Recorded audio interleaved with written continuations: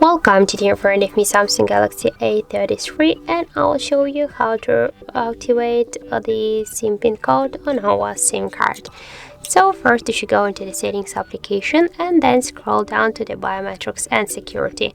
Now just scroll all the way down to the other security settings, and here you'll see the setup SIM card lock section. Click here, and just to lock our SIM card with the pin code, click once on the switcher and there